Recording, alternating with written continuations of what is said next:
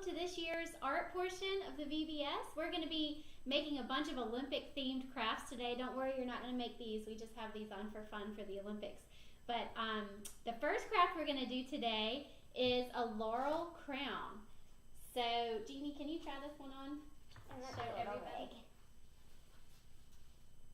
So this is the laurel crown, and I'm going to tell you a little bit about the history of the laurel crown so that you understand why we're making it.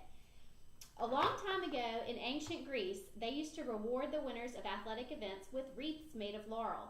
The laurel tree was sacred to the Roman god Apollo. In honor of Apollo, the ancient Greeks used to host athletic games. Over time, these games became known as the Olympics. In this year's Olympics, the laurel wreath is now used as a decorative symbol, so be on the lookout for it so you can explain this history to your friends and family. Today we're going to make our own crowns, and when you wear your crown, I want you to remember to celebrate yourself as being a champion in Jesus' eyes.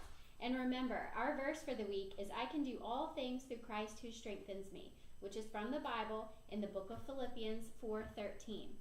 So parents, I think Miss Christina has sent the list for each day of the items that you'll need for the craft.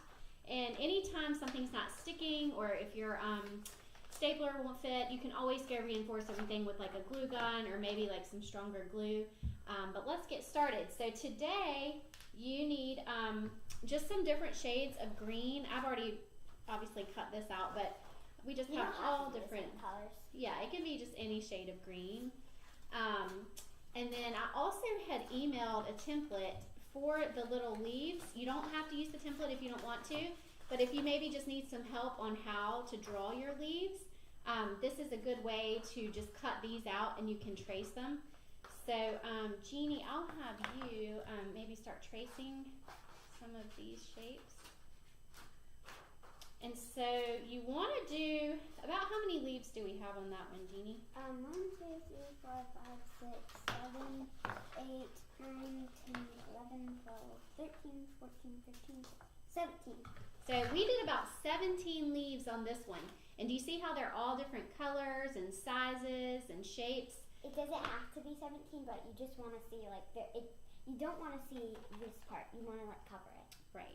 So do you want to go ahead and start tracing that leaf on the construction paper? And you can just use that as a sample. It doesn't have to be just like that.